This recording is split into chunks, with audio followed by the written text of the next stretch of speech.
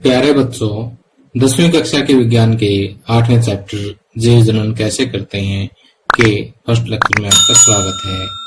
सबसे पहले हम इस चैप्टर में जनन क्या होता है यानी जनन की परिभाषा के बारे में पढ़ेंगे। उसके बाद हम जनन के डिफरेंट टाइप्स यानी जनन जो है कितने प्रकार के होते हैं उसके बारे में पढ़ेंगे। हम ये देखेंगे कि जनन दो प्रकार के होते हैं, अलैंगिक जनन और लैंगिक जनन। और मैं इस लेक्चर में आपको इन दोनों प्रकार के जनन की जो है परिभाषा भी आपको बताऊंगा, इनमें अंतर भी बताऊंगा और उसके बाद जो है अलैंगिक जनन के बारे में डिटेल से हम स्टडी इसी लेक्चर में करेंगे। तो आइए शुरुआत करते हैं। तो आइए सबसे पहले हम ये समझते हैं कि जनन क्या होता है, रिप्रोडक्शन क्या होता है। कि जैसे हम अपने परिवेश में बहुत सारे जीवों को देखते हैं, जैसे कुत्ता हो गया, ठीक, इसी तरह से बिल्ली होगी, ठीक, और हम खुद ह्यूमन बीइंग हो गए, मानव हो गया, ठीक। इन सभी जीवों में खास बात क्या है कि ये अपने जैसे ही बच्चे पैदा करते हैं। जैसे कुत्ता अपने जैसे बच्चे पैदा करेगा, बिल्लियां भी जो है अपने जैसे ही छोटे छोटे बच्चे पैदा करती है। इसी तरह से ह्यूमन बीइंग भी अपने जैसे बच्चे पैदा करते हैं। तो जनन क्या है? जनन एक ऐसी जैव प्रक्रिया है जिसमें कोई भी जीव जो है वो अपने जैसे ही बच्चे पैदा करते हैं, ठीक। ये एक ऐसी जैव प्रक्रिया जिसमें जीव जो है वो अपने जैसे ही बच्चे पैदा करते हैं, अपने जैसे ही जीव पैदा करते हैं। ऐसी जैव प्रक्रिया क्या कहलाती है? जनन कहलाती है। अब देखिए कि हमने कुछ जैव प्रक्रिया, जैव प्रक्रम जो है पिछले चैप्टर्स में भी पढ़े थे, जैसे पोषण है, श्वसन है और इसके अलावा उत्सर्जन है आदि कई सारे हमने बहुत ही आवश्यक जैव प्रक्रम पढ़े थे। और इन जैव प्रक्रमों को मैंने एक नाम दिया कि आवश्यक जैव प्रक्रम, ठीक। इन जैव प्रक्रमों को आवश्यक क्यों कहा है? क्योंकि अगर ये प्रक्रम कोई जीव में नहीं होंगे तो वो उस जीव का जिंदा रहना, उसका जीवित रहना जो है वो मुश्किल है, यानी वो जीवित नहीं रह पाएगा। अब किसी जीव में पोषण नहीं है, श्वसन नहीं है या वो उत्सर्जन उसका काम नहीं करता तो वो जीव जीवित नहीं रह सकता, ठीक है। तो क्या जनन भी ऐसा ही एक आवश्यक प्रक्रम है? सोचने वाली बात है। क्या अगर कोई जीव बच्चे पैदा नहीं करेगा, अपने जैसे जीव पैदा नहीं करेगा, तो क्या वो जीवित नहीं रह सकता? बिल्कुल जीवित रह सकता है। तो फिर जनन क्यों आवश्यक है? जनन वास्तव में जीवों का अस्तित्व बनाए रखने के लिए जरूरी है। जनन क्या करता है?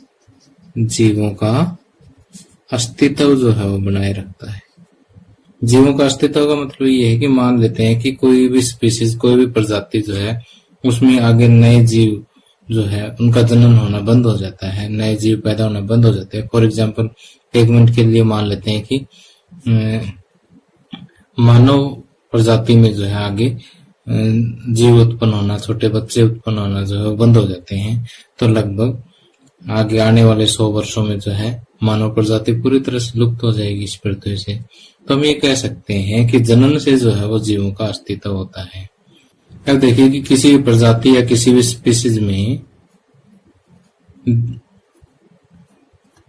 जीवों के अस्तित्व का क्या पता लगता है?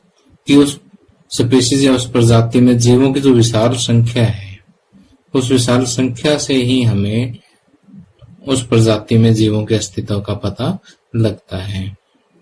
कि यदि संख्या विशाल नहीं होगी उस प्रजाति में जीवों की, तो उसके अस्तित्व का पता नहीं लगेगा। तो अब देखिए कि यहाँ पर एक खास बात नोट करने वाली ये है कि जैसे यहाँ पर एक जीव हम ले लेते हैं, कुत्ता एक जीव है और उसके बच्चे अगर हम देखेंगे तो बिल्कुल कुत्ते जैसे शक्ल के ही मिलेंगे आपको।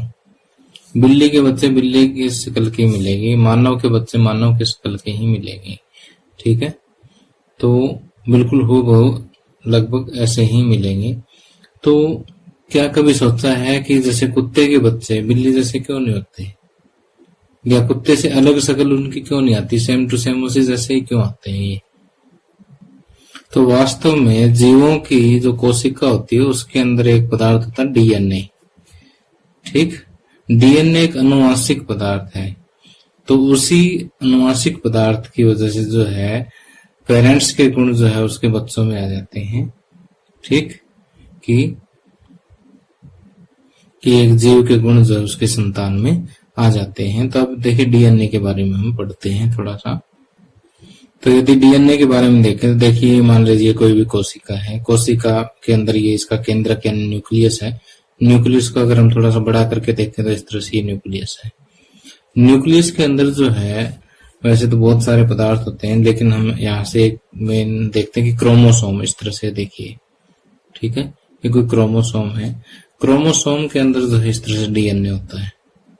ठीक, और इसी डीएनए के अंदर ही हम ये कह सकते हैं कि इसमें सारा डाटा सेव होता है, जो आगे जो है संतति के अंदर उसमें संतान में जो है वो ट्रांसफर हो जाता है। अब देखिए कि किसी एक कोशिका से उसकी संतति कोशिका में उसकी डॉटर जो सेल है उसके अंदर जो अनुवांशिक गुण हो किस तरह से स्थानांतरित होते हैं वो मैं आपको थोड़ा सा डिटेल से समझाता हूँ अभी। इसके लिए हमें डीएनए की प्रतिकृति को समझना होगा, डीएनए रिप्लिकेशन को समझना होगा। डीएनए की प्रतिकृति क्या होती है कि जैसे ये डीएनए की श्रृंखला है। ठीक, और आगे जाकर के ये जो है दो भागों में बंट जाती है। ठीक, तो हम ये कह सकते हैं कि पुराने डीएनए श्रृंखला पर नए डीएनए का संश्लेषण हो जाता है। ठीक, और ये जो नए डीएनए का जो संश्लेषण हो गया ये क्या कहलाती है, इस डीएनए की प्रतिकृति कहलाती है। साधारण भाषा में कहें तो जो मूल डीएनए था उस जैसी ही एक और इसी की कॉपी जो है हूबहू ऐसा ही दूसरा डीएनए जो है पैदा हो जाता है। तो इससे हम कहते हैं कि डीएनए की प्रतिकृति। तो पुरानी डीएनए श्रृंखला पर नए डीएनए का संश्लेषण जो है वो क्या कहलाता है, डीएनए की प्रतिकृति कहलाती है। जो नया डीएनए बनता है ना तो एक नई कोशिका भी बन जाती है। ठीक, कि पहले एक कोशिका थी और उस एक कोशिका से जो है दो कोशिकाएं बन जाती है। तो इस तरह से जो पेरेंट कोशिका जो है उससे जो अनुवांशिक गुण है वो अपनी संतति कोशिका के अंदर जो है वो ट्रांसफर हो जाते हैं। तो देखिए जो मैंने आपको यहाँ पर पढ़ाया है वही सेम टू सेम नोट्स में भी लिखा है, और ये नोट्स जो है आप को जो है इसी वीडियो के डिस्क्रिप्शन में एक लिंक दे रखा है, वहां से जाकर के डाउनलोड कर सकते हैं। अब डीएनए की प्रतिकृति की आवश्यकता वैसे तो मैंने आपको बता दी, एक बार नोट्स में से और बता देता हूँ कि डीएनए क्या है, एक अनुवांशिक पदार्थ है जो अपनी प्रतिकृति बना करके, अपनी कॉपी बना करके वो ऐसा ही एक और डीएनए बना करके अपने गुणों को जो है एक कोशिका से संतति कोशिका में स्थानांतरित करता है। ठीक, तो इसी से ही जो है वंशानुगत गुणों से युक्त संतति प्राप्त होती है कि संतान के अंदर उसी के पूर्वज जो जीव है उनके गुण जो है वो आ जाते हैं। ठीक, तो हम ये कह सकते हैं कि डीएनए जो है किसी जाति के विशेष गुणों को जो है बनाए रखता है। ठीक, और इसीलिए जो है डीएनए की प्रतिकृति बनाना जनन के लिए आवश्यक है। तो ये हमारे लिए एक इम्पोर्टेंट क्वेश्चन भी आता है कि डीएनए की प्रतिकृति की क्यों आवश्यकता है, तो उसके लिए आप ये आंसर लिख सकते हैं। तो अब देखिए कि आपने सुना होगा कि जैसे हिस्ट्री वगैरह में आपने पढ़ा होगा कि इंसान जो है वो पहले चार पांव पे चलता था, यानी हाथों को पैरों की तरह से यूज करता था, फिर उन्होंने खड़ा होना सीखा। तो इस तरह से जो धीरे धीरे डेवलप होकर के जो है आज का मानव बना। तो इसका मतलब जो है पेरेंट्स से जब संतान उत्पन्न होती है तो कुछ न कुछ विभिन्नता तो आती है। तो आखिर ये विभिन्नता क्यों आती है? क्योंकि जब डीएनए की रिप्लिका बनती है ना, जब इसकी प्रतिकृति बनती है, तो ये कहता है कि ये एक जैव रासायनिक प्रक्रिया है, और कोई भी जैव रासायनिक प्रक्रिया पूर्ण रूप से विश्वसनीय नहीं होती। उसमें कुछ न कुछ डिफरेंस आ जाता है कि एग्जैक्ट कॉपी कई बार नहीं भी बनती। उसके कई कारण हो सकते हैं, उन कारणों पर हम विचार नहीं करते। ठीक है, तो हम ये कहते हैं कि डीएनए की प्रतिकृति बनना क्या है, एक जैव रासायनिक प्रक्रिया है जो पूर्ण रूप से विश्वसनीय नहीं होती, अपितु इन प्रतिकृतियों में, इन कॉपीज में क्या है कि कुछ न कुछ विभिन्नताएं उत्पन्न हो जाती है, और उनमें से कुछ जो आवश्यक विभिन्नताएं होती है वो संतति के अंदर, संतान में जो है वो समावेश कर जाती है, और उसी वजह से जो है संतान जो है उसमें कुछ न कुछ विभिन्नताएं आ जाती है। तो अभी हमने देखा कि डीएनए की प्रतिकृतियों की वजह से कई बार कुछ विभिन्नताएं भी आ जाती हैं, और ये विभिन्नताएं भी कई बार बहुत जरूरी होती है। कि मान लेते हैं कोई स्पीशीज, कोई प्रजाति जो है अपने निकेत यानी अपने परितंत्र यानी इसके चारों ओर का जो वातावरण है आप कह सकते हो उसके अनुकूल है ये, ठीक, और आज ये जिंदा है, जीवित रहते हैं, कोई प्रॉब्लम नहीं है, ठीक। कोई विशेष प्रजाति जो है अपने परितंत्र के अनुकूल है और आज की डेट में मान लिया उनको कोई प्रॉब्लम नहीं है।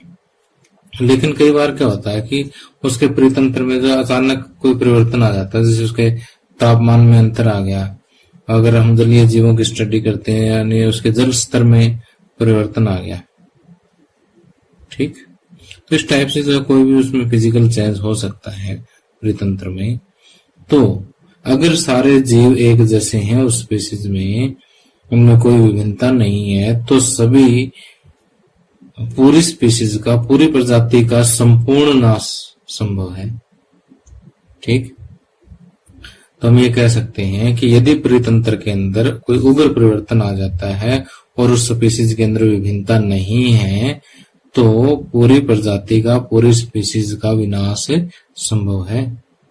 लेकिन यदि इस स्पीशीज के अंदर, इस समष्टि में, इस प्रजाति में कुछ जीवों में विभिन्नता है, कुछ जीवों में विभिन्नता है, तो हो सकता है कि उन जीवों पर इस उग्रताप का फर्क ना पड़े। तो हम ये कह सकते हैं कि इनके जीवित रहने की संभावना जो है वो बनी रहेगी, ठीक।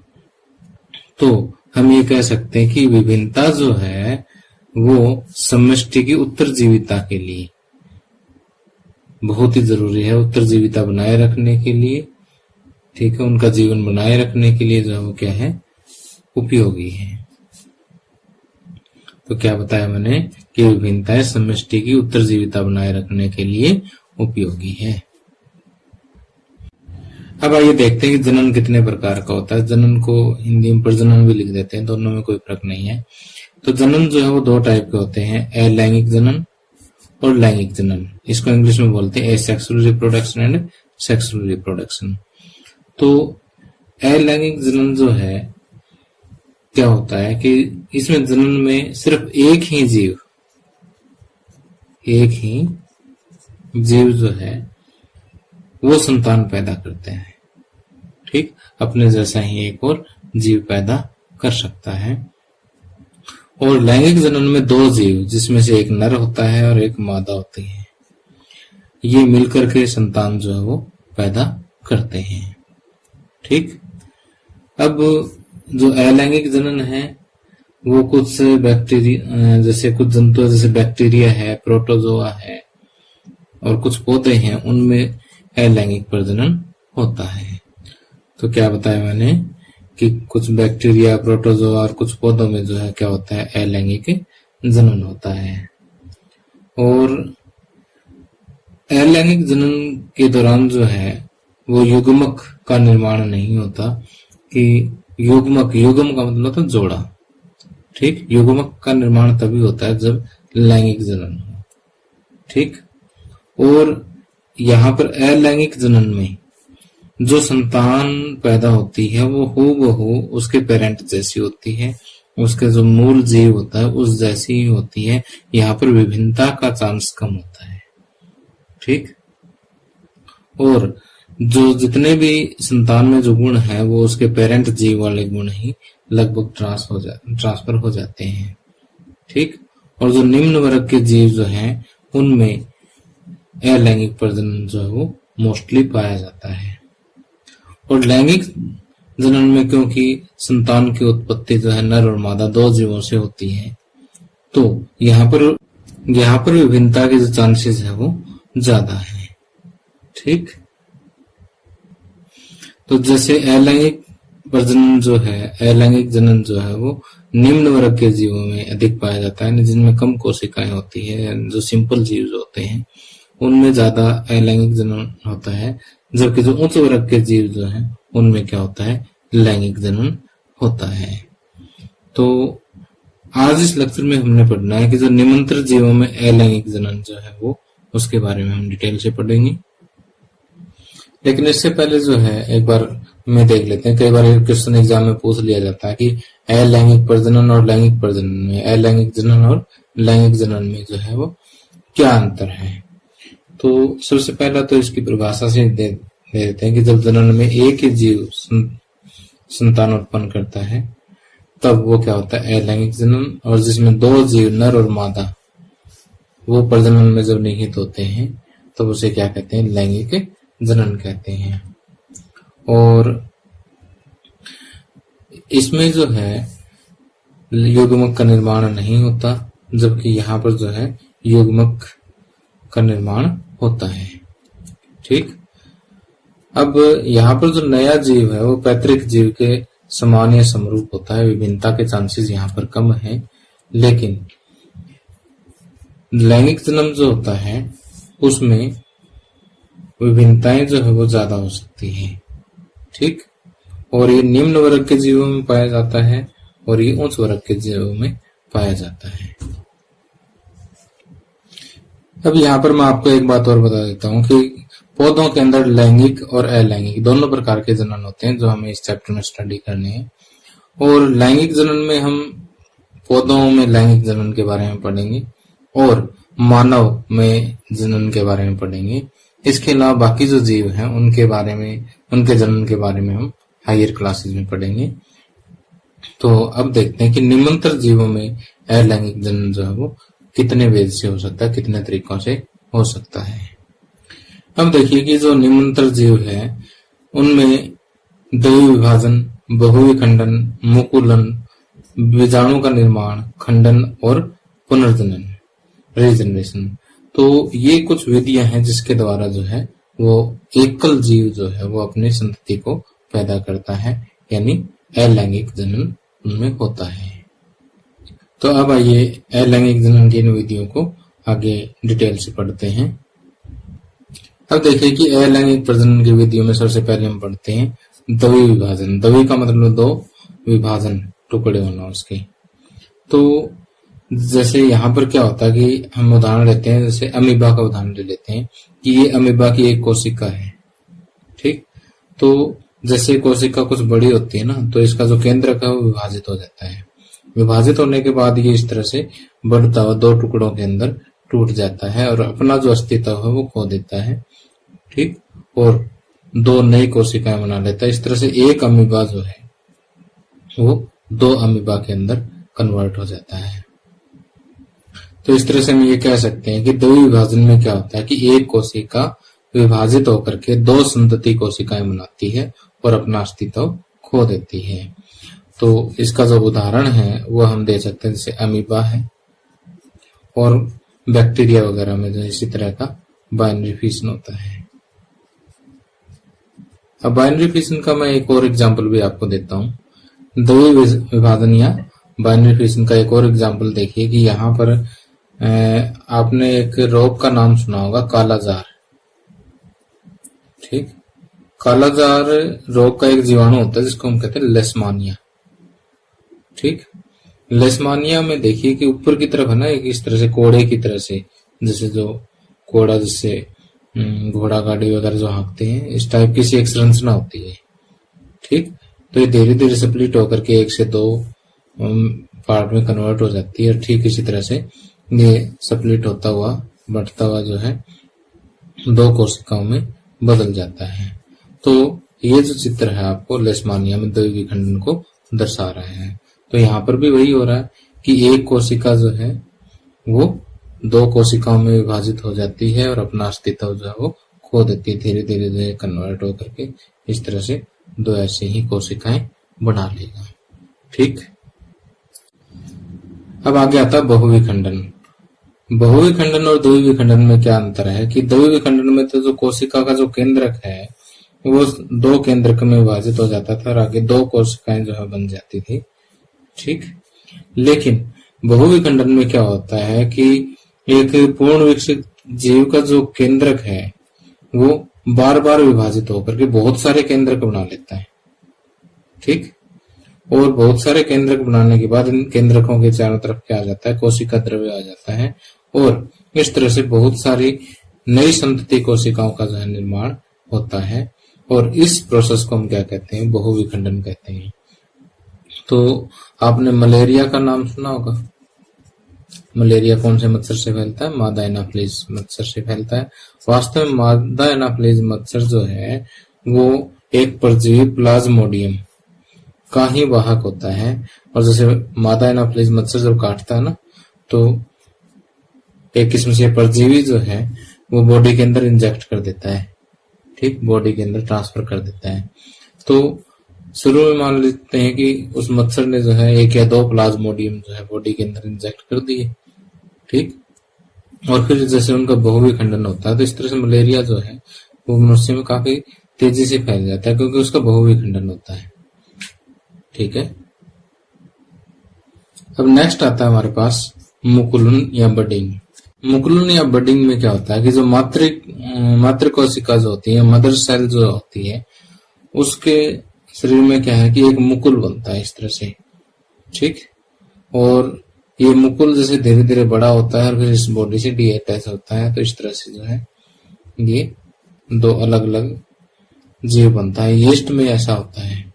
ठीक, इसके अलावा कई बहुकोशिकीय जीव है जैसे स्पंज है, हाइड्रा है, इनमें भी मुकुल निकलती है। एक चित्र से समझाता हूँ। तो देखिए यहाँ पर आप हाइड्रा का चित्र देख रहे हैं कि हाइड्रा में किसी भी एक भाग से जो है मुकुल निकलती है और इसके शरीर का जो धीरे धीरे पूरी तरह से विकास हो जाता है। जैसे पूरी तरह से विकास हो जाता है तो ये इस मेन जो मुकुल होता है उससे डीअटैच हो जाती है इस तरह से। ठीक, और एक नया हाइड्रा जो है वो बन करके तैयार हो जाता है। ठीक, तो इस विधि को हम कहते हैं मुकुलन या बडिंग। अब अलैंगिक जनन की अगली विधि आती है बीजाणु का निर्माण या स्पोर फॉर्मेशन। इसके लिए मैंने जो है कैलेमाइडोमोनास का एग्जाम्पल लिया है। इसमें क्या होता है कि जो एक कोशिका है और इस कोशिका का जो केंद्रक और जो द्रव्य है वो 1 से 2, 2 से 4, 4 से 8 तक जो है वो बीजाणु बना देते हैं। ठीक, और ये बीजाणु जो है आगे जाकर के जब इनको प्रॉपर माहौल जब इसको मिलता है, प्रॉपर जो इसको फेवरेबल कंडीशन मिलती है तो फिर वे वापस जो है ग्रो कर जाते हैं और नई संतति जो है वो पैदा करते हैं। और इसका एक एग्जाम्पल जो है आपने फफूंद देखा होगा। फफूंद कि जैसे किसी ब्रेड वगैरह के ऊपर जो कई बार ग्रीन से कलर का आ जाता है, मान लिया ब्रेड कई दिन हो गए पड़ा हुआ या थोड़ा बहुत गीला हो गया तो उसके ऊपर ऐसे फफूंदी आ जाती है। तो ये फफूंद भी क्या करता है, ऐसे बीजाणु का निर्माण करता है। ठीक, और ये बीजाणु जो है निर्मित होकर के इस तरह से हवा में फैल जाते हैं। ठीक, जब भी इनको कोई फेवरेबल कंडीशन मिल गई, यानी इसको मान लिया कि कोई दूसरा ब्रेड मिल गया, ठीक, या कोई रोटी पड़ी हुई मिल गई तो उसके ऊपर जाएंगे और वहां पर जो है नई फफूंद का निर्माण कर लेंगे। ठीक, तो इस टाइप का जो जनन होता है उसको हम कहते हैं बीजाणु का निर्माण। तो देखिए ये विधियों के नाम जो आपके लिए नए हैं इसलिए मैं एक बार फिर से इनको रिवाइज करवा देता हूँ जितना मैंने पढ़ाया, कहीं आप कंफ्यूज ना हो जाओ। द्रव्य विभाजन में जैसे एक कोशिकीय जीव जैसे अमीबा है, बैक्टीरिया है, उसमें एक कोशिका जो है वो 2 कोशिकाओं में बट जाती है और अपना मूल अस्तित्व को खो देती है। तो इसके कहते हैं द्रव्य विभाजन। बहुविखंडन में एक कोशिका जो है वो कई सारी कोशिकाओं में बट जाती है। मुकुलन के अंदर क्या होता है कि इस तरह से जो है वो जो मातृ कोशिका है उसका एक भाग में से मुकुल निकलता है और ये मुकुल जो है धीरे धीरे ग्रो होने के बाद जो है सब मुकुल का पूरा निर्माण हो जाता है, तब ये अपने इसके शरीर से जो है वो अलग हो जाता है। इसको बोलते हैं मुकुलन।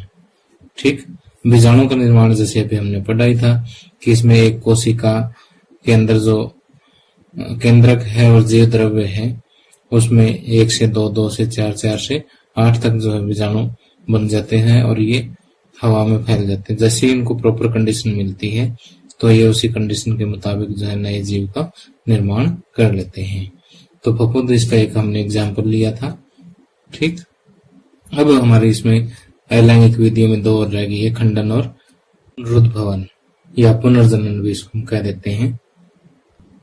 अब यहाँ पर खंडन देखिए क्या होता है कि ये सरल संरचना वाले बहुकोशिकीय जीवों में ऐसा होता है कि जैसे स्पायरोगायरा, ये एक किस्म से पानी के तालाब वगैरह में या समुद्र में जो है जो काई पाई जाती है तली में, उसी की फॉर्म का ही आप मान सकते हैं इसको।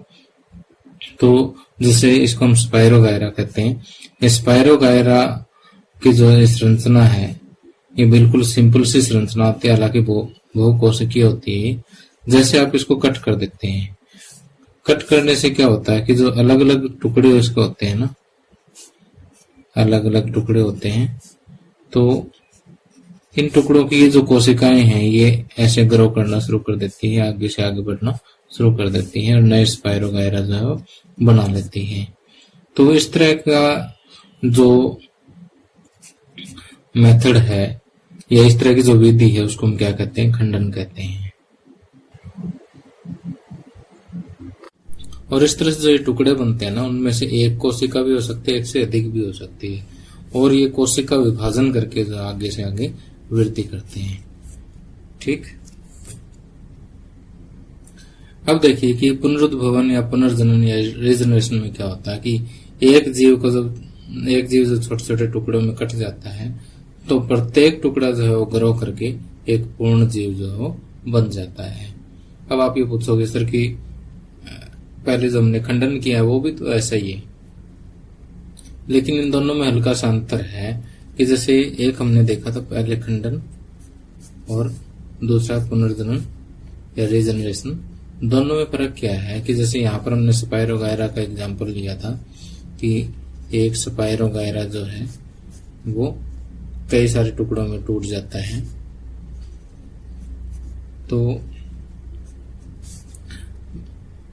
प्रत्येक में क्या होता है, एक कोशिका एक से अधिक कोशिकाएं होती है, फिर ये जो है फिर मल्टीप्लाई करके आगे से आगे खंडित होकर के बढ़ करके दोनों तरफ बढ़ना शुरू कर देता है और नए स्पायरोगायरा बनाता है। इसको हम कहते हैं खंडन। खंडन में क्या होता है कि सभी कोशिकाएं एक जैसी होती है, कोई स्पेसिफिक नहीं होती। ठीक, मतलब कहने का मतलब यह है कि यहाँ पर कोई विशिष्ट कोशिकाएं नहीं होती, लेकिन यहाँ पर देखिए कि कोशिकाएं जो विशिष्ट कोशिकाएं होती है जो आगे जो है वो उत्तक बनाती हैं, और इस तरह से कोशिकाओं से उत्तक बनने की जो प्रक्रिया है उसको हम कहते हैं परिवर्धन। क्या कहते हैं, परिवर्धन। तो अब देखिए ये एक स्लो प्रोसेस है, ठीक, लेकिन ये फास्ट प्रोसेस है। इसमें जैसे टूटा आगे से आगे जो है ग्रो करना जो है कुछ टाइम में शुरू करता है, लेकिन यहाँ पर थोड़ा सा अंगों को डेवलप होने में समय लग जाता है। ठीक, अब देखिए दूसरा इसमें अंतर ये है क्योंकि यहाँ पर कोशिकाएं क्या होती है, स्पेसिफिक होती है। इसका मतलब ये है कि हम किसी भी भाग को काट करके एक नया जीव यहाँ पर पैदा नहीं कर सकते, जो कि खंडन में है क्योंकि सभी कोशिकाएं सेम होती है, इसलिए इनको कट करके जो है किसी भी भाग से जो है आगे नया जीव, नई संतति जो है वो उत्पन्न कर सकते हैं। तो प्यारे बच्चों, आज हमने इस लेक्चर में देखा कि जनन क्या होता है। जनन मुख्य रूप से 2 प्रकार का होता है, अलैंगिक जनन और लैंगिक जनन। अलैंगिक जनन में हम पढ़ते हैं मुख्य रूप से निमंत्रण जीवों के में अलैंगिक जनन और पौधों में अलैंगिक जनन। तो ये पार्ट हम कंप्लीट कर चुके हैं, और पौधों में अलैंगिक जनन की विधियां जो हम सेकंड पार्ट में करेंगे। उसके बाद जो है थर्ड पार्ट में हम पौधों में लैंगिक जनन की प्रक्रिया को पूरा करेंगे, और उसके बाद जो है लगभग 2 से 3 पार्ट जो हमारा मानव में जनन से संबंधित इस चैप्टर के बनेंगे। ठीक, तो कुल मिलाकर के हमारा 1, 2, 3 और 2, 5 से 6 लेक्चर में हमारा ये चैप्टर खत्म हो जाएगा। और इस चैप्टर के मैंने पूरे नोट्स जो है वो तैयार कर दिए हैं, और इस लेक्चर के नोट्स के लिए लिंक आपको इसी वीडियो के डिस्क्रिप्शन में मिल जाएगा, वहां से आप ये नोट्स डाउनलोड कर सकते हैं। तो आपको मेरा लेक्चर कैसा लगा मुझे कमेंट करके जरूर बताना। Thank you, have a nice day.